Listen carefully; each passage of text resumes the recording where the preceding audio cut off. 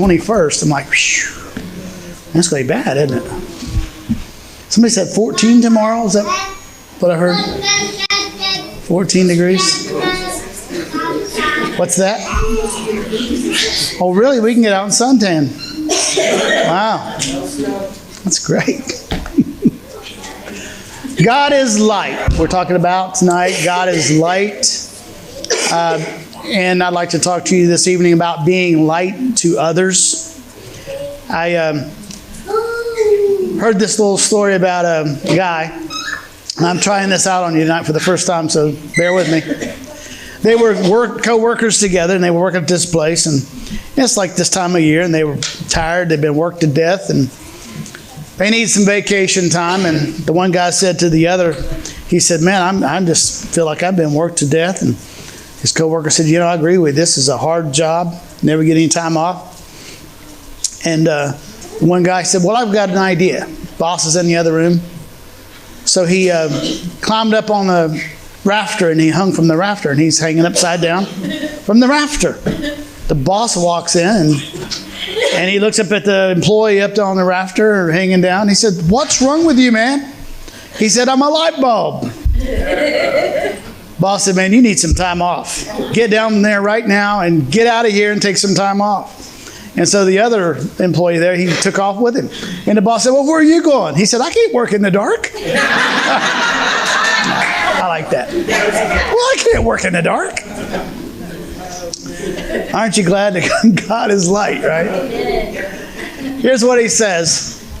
He says, this is the message that we've heard from him, and we proclaim it to you, that God is light, and in him is no darkness at all. If we say we have fellowship with him while we walk in darkness, we lie and we do not practice the truth. Now, that's just pretty simple. If you say that you love God and God is light, and you know that in God there's no darkness, but you're still walking in darkness, then it kind of makes you a liar, doesn't it? Kind of makes it not really true. But if we walk in the light, on the other hand, as he is in the light, we've got fellowship with one another, and the blood of Jesus, his son, cleanses us from all sin. So not only can we walk in the light with God, but we can also have fellowship with everybody else. So God is light. The Bible here says that there is no darkness in him at all, whatsoever. If you're looking for sin in God, you're just not going to find it. And if you're looking for sin in somebody else, you can pretty much find it, can't you? Someplace, somewhere. If not, you'll make it up. Or you'll believe something that somebody said about them without, questioning it. So if we say that we've got fellowship with God and God is in the light, then it just makes sense, I think, that we would probably ought to walk in the light. Here's what walking in the light is to me. Walking in the light is, and as we always say here at our church, there's no perfect people allowed. Amen. You're never going to really be perfect. God isn't making bad people good people. He's making dead people live people, really. It's what he's doing for us. And as a Christian, to me, walking in the light is regularly confessing to God all my sins on a regular basis. I'm keeping it up to date. I'm keeping it fresh. And if I'm out of sync with God, I'm just going to simply stop and say, God, forgive me. Put me back in the light. Because you're in the light, and if I want to have a relationship with you, I want to keep walking in the light. And your conscience will get to you, and it'll bother you. And you'll begin to realize, it isn't God that's moved, it's me. God's still the light. God's still in the light. And I'm not feeling the light right now. You ever have that? You just don't feel it, And so it happens. I remember back in the book of Genesis, one of the first things you read, God saying in verse 2, I believe it is, let there be light. That was one of the first things he said, let there be light. I like this little thing. Being a candle is not easy. In order to give light, you've got to be burned first, right? You've got to be glowing. Being a candle is not easy. In order to give light, one must first burn. That's good. I like that. There's a lot of different levels that's true. Yes. And I'm not talking about being burned out. No. I'm not talking about losing that last brain cell. Right? What did he say? Yeah. That's the miracle of the brain, though. You know that you can get it back. Sobriety can do that for you. Walking with God, walking in the light can do that for you. If you are the light, you are the light of the world. Jesus is talking in Matthew, saying to his disciples, to the believers, you are the light of the world. And then he gives this example. He said, a city that's set on a hill can't be hidden. Nor do people light a lamp and then put it under a basket. Doesn't make any sense at all, does it? But on a stand. And it gives light to all in the house. And in the same way, let your light shine before others, so that they may see your good works and give glory to your Father who's in heaven. So tonight I'm going to talk to you about letting your light shine. What does it mean to be a light? Being a light is being so on fire for God that it's evident that you follow Christ and that this is your main priority. You know, being a light and glowing and being on fire for God, people notice that. But you know something else? They also notice when the light's going out. And a good, true brother and sister is going to walk up to you and say, your light's not shining as bright as it used to be. What's going on? You know, let me help you relight that. Let me get that fire started for you. And you just don't ignore it. Being a light is making it known that you have something within you that's different. That's different. Something that only the presence of God can fill us with. When you've got God inside of you, when you've got the light in you, when you're walking in the light, people's going to know it. It's just naturally you're going to be different. You're not going to be a freak. You know, you're not going to be just overly religious. I don't really care about religious people too much. I just don't like being around them. They turn me off. That's not what he's talking about. But I like being around people that accepts me for who I am and loves me in spite of who I am, right? I like people like that. Jesus said, you'll know that you're my disciples by the love that you have for each other. That's really what it's all about. It's not about religiosity. It's about how much you love people around you. It's about walking in the light. Here's 5 ways that you can be a light. This is 5 ways that you can draw other people closer to God. And that's the question you have to ask yourself on a daily basis. After talking to them, after hanging out with them, do they feel closer to God or do they feel farther away? Did I help them or did I hurt them? That's a good gauge, isn't it? How am I doing? What's it like? Number 1, simply be happy. Is that hard to do, be happy? And we talk about gratitude, don't we? We talk about gratitude. And it's very important in our steps because it's possible to now not be happy with the very thing that used to excite you so much. It's possible to be unhappy and grouchy and become a complainer and still be in the very environment that you work so hard to get to and to be in and to be around. And it's possible that the very people that you love the most are going to stop wanting to be around you because you just bring everybody down. You're just so negative, right? Ever been around somebody you have to walk on pins and needles, right? You're afraid that you're going to offend them. I don't like being around people like that too much. I like to just be myself, you know, and I just like to say whatever I feel like I want to say without worrying about it. And even if you do offend them, they're going to get over it. It's called picking your battles, right? Yes. Just pick your battles. Don't get mad about every little thing somebody says that might offend you in some way or the other. Just look at it and say, oh, I just love them. Right? Look at the person next to you and say, oh, I just love you. Hang on. You can do it. You can do it. Do it, Sarah. You can do it. I just love you. I don't care what so-and-so says about you. You're all right. Feel better? Doesn't that feel better? If you get nothing else tonight, you've just got that somebody loves you. That's a nice Christmas gift, right? And listen, as Christians, let's be real about it. We all have bad days. We do. You ever have a day where you don't? How many is Christians? We got Christians in the room? Got some Christians in? You don't feel like a Christian every day. That's right. You really don't. So you can go several days without feeling like a Christian. You're not always on fire for God. You're just not. Let's just be honest about it. Some days you have some really bad days, and you question that if you're even a Christian at all. It's possible.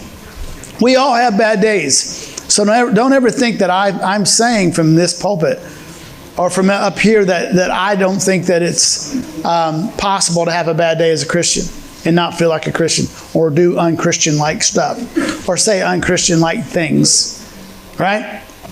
We're human, and we're not perfect people. It's progress over perfection, isn't it, really? So, but listen. As God's children, what we do with those days is we learn how to handle them. Maybe we need our space. Maybe we need to get away from the people. Or the first thing they say when you have stress in your life, what's the first thing you got to do? Remove the stressor, right? Get out of the situation for a bit. Walk away. Talk about this walk away movement today. I'm not sure what that's about, but they talk about it. Sometimes you walk away from the stress. You got to get out of the stress. That's the first thing. And so as Christians, we learn how to handle our bad days. We don't fall apart as easy as we used to. I'm not saying we don't fall apart, but we do. We can't walk around grouchy. It's supposed to be grouchy, it's supposed to be why there. Don't get negative on me now. We can't walk around all grouchy because we've been called to shine our light. That's the thing. When you're having a bad day, you still think about other people. How am I coming across to them? Now, what's it going to look like if I'm losing it and I'm starting to cuss and I'm starting to carry on and, how's that going to look, right? Not that it doesn't happen. It's not realistic to think that you're not going to have a bad day after becoming a Christian. That's just not realistic. The devil will get a hold of you and say, now look at you. You're not a Christian. Look at you, what you're doing. And you know what I heard about him? I heard that he's a liar. Yes. That's what I heard. And that's what I tell him. He come up to me and said, you know what I heard about you? I heard you was a liar. We don't always understand why things happen. We lost a little girl. Well, she would know. She's 44. Sherry. A couple of nights ago. She was here Sunday. And came with Robert. And she's gone. And that hurts, don't it? It hurts. Our family's hurting. I don't know. I don't understand those things sometimes. I don't understand why things happen. But we do believe that God's got a greater plan. We just got to believe it. I don't understand it. I don't know what the plan is. I don't see how it could work, but God does. God understands it. Sometimes you just got to put it in His hand and say, you know what? I'm trusting in you. I'm trusting that you got this. I don't know why it happens. We know we are growing even when we're groaning. Right? Well, you don't groan as much as you used to. That's good, right? You don't cuss as much as you used to. One time I was with my brother-in-law, and me and him both just gotten saved just weeks before. And we were working on, I think we'd taken the truck bed off, and we were putting a wood flatbed on the truck. And, that's heavy work, hard work, and we had hammers and stuff, and he was hitting that bolt through the wood he drilled it kind of tight and just hit the bolt through there. And he slipped with a hammer and he mashed his thumb and blood splurted. And he started laughing. I said, "What are you laughing about, John?" He said, "I didn't cuss." I said, "Oh, that's true. You're growing." That's funny. And I mean, just you didn't cuss. He's,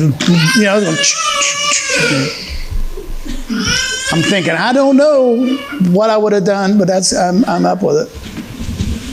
Number 2, be humble. Be humble. Because as believers, we know that our gifts come from God. You can't go around bragging, well, I can do this, and I can do that, and I'm a good singer, and I can do all these things. And because your gift comes from God. It really does. It's not something that I figured out how to do. It's something that God gave me. And since it's His gift, why am I bragging about it? So we know our gifts come from God. Without Him, we are what? Nothing. Absolutely nothing. Without Him, we wouldn't even be here. You're here tonight because of God. You're sitting here tonight because of God. You're sitting here tonight because He's allowing you to be here. I think Sherry was sitting, where was she at, Robert? In the middle, right here. But the girl with the toboggan, sit about right there. Sunday. She sat right there where you're sitting, and tonight she's no longer with us for eternity. She'll never be with us again. And that's sad. You see what I'm saying? All I'm saying is be thankful that you're here tonight. And you're here tonight because God. You're here tonight. Without God, you wouldn't be here. That's the simple truth. That ought to remind us of our responsibility to be grateful. Even when we don't really have reason to be. Guy asked another guy, said, "How's your wife doing?" He says, "Compared to what?" Not nice, is it? Compared to what?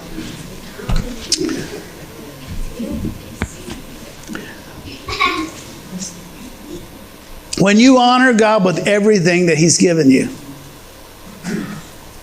your light's going to radiate. It's going to shine. It's going to glow. It's going to burn. That's what's going to happen.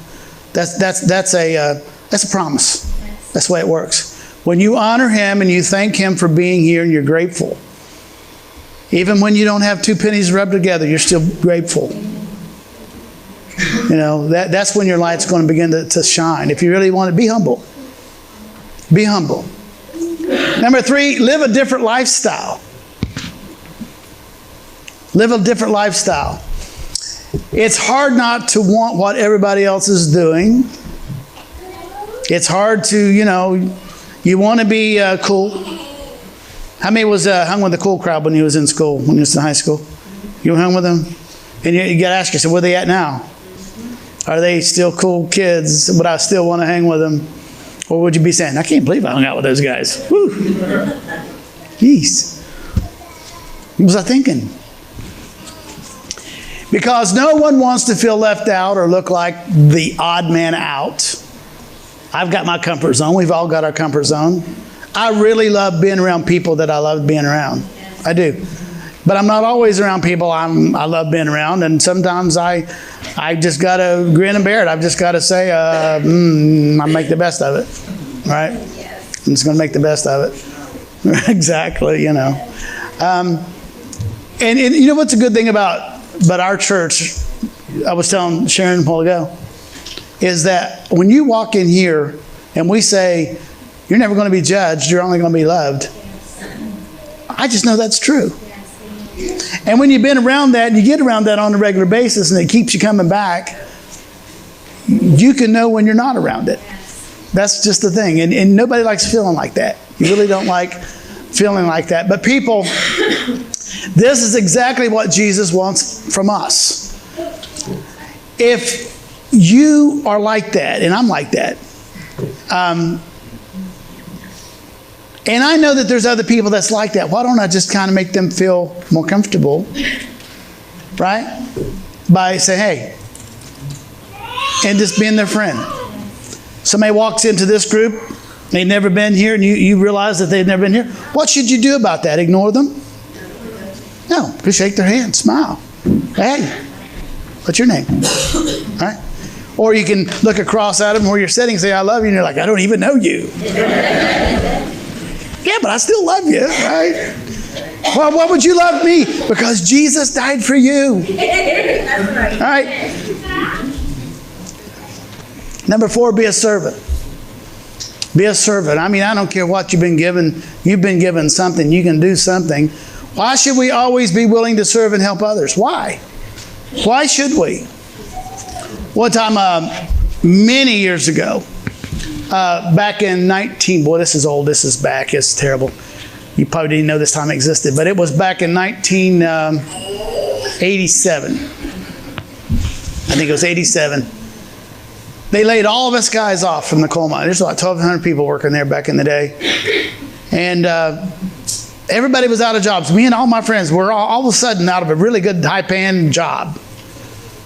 And so I heard that they were hiring down in Meigs County. Anybody from Meigs in here? Meigs County, the mines over in Meigs County. So, well, I heard the phone call. Timed. I heard, I heard they were hiring, and so I called up my friends. I called Larry first. I said, "Hey, Larry," I said, "I heard they're hiring down in Meigs County. You want to ride down with me?" And he said, "Oh man, Rip, me and Jeff and a couple other guys we done with dinner, and they've hired us. We've got jobs." I said, "Well, why didn't you call me, man?" He said, "Well, Rick, it's a dog-eat-dog world." You know what I said? I said, "Well, I'm just glad I'm not a dog." That's what I said. What do you do about people like that? You love them anyway, right? God will work it out. And God got me a job. I didn't need them guys to get a job. God will take care of you. Don't always think, that you're dependent on somebody else. God will take care of you. I swear to you, God will take care of you. He really will. We have our own lives and we get tired and we get busy, especially this time of year. I think we're busy. But listen, helping others and being generous is so vital to being a light. You never know what somebody's going through. If you feel a gut feeling, ever get a gut feeling about something, go with it. If you get a gut feeling that somebody needs a hug, somebody needs a word, an ear, lend it to them. Take some time. Yes. They're not always looking for an answer. They're looking for a listener. Yes. I don't know what the answer is, but I'll listen to you. And if you're crying, I'll cry with you. And if you're laughing, I'll laugh with you. Be a light that way. Give somebody the gift of being a light. Right? Being the ear.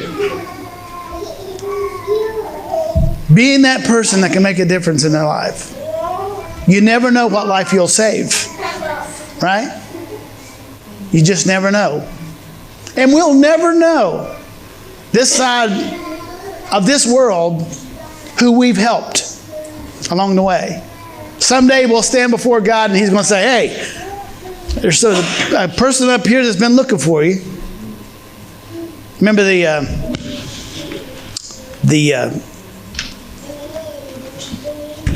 little mouse, he died. And he went to heaven. And God called the angel and He said, "Go get that little mouse and bring him up here. I want to talk to him." He'd been up there a few weeks. No time in heaven, but he'd been there a while. He come and he stood before God and he said, "How you like it up here?" And the little mouse said, "Well, it's such a big place. I'm having a hard time getting around." Angel said, "Well, get that mouse a skateboard." And the angel went and got him a skateboard, and mouse went on his way with a skateboard. A little later, cat died. Cat went to heaven. All cats go to heaven, right? Dogs do anyway. Cat's up there for a while. God said, "Get that cat, bring him over." Cat comes over and he's talking to God. God said to the cat, he said, how you like it up here, cat? The cat says, I love it up here. Meals on wheels.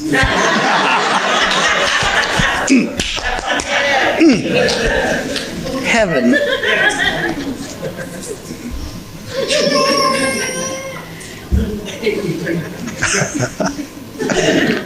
Number 5. Love everybody. Yes, and I mean everybody. Some people it's just hard to love, ain't they? But love them anyway. Even those who get on your last nerve. You ever have somebody like that? Get on your last nerve. Here they come. You ever have some people just walk in the room and the whole atmosphere changes? And you just, all of a sudden, it's awkward. Awkward. Intimidating. Some people are intimidating. I was hanging out with, I'm going to tell Josh and Emily. I was hanging out with Josh and Emily a couple nights ago.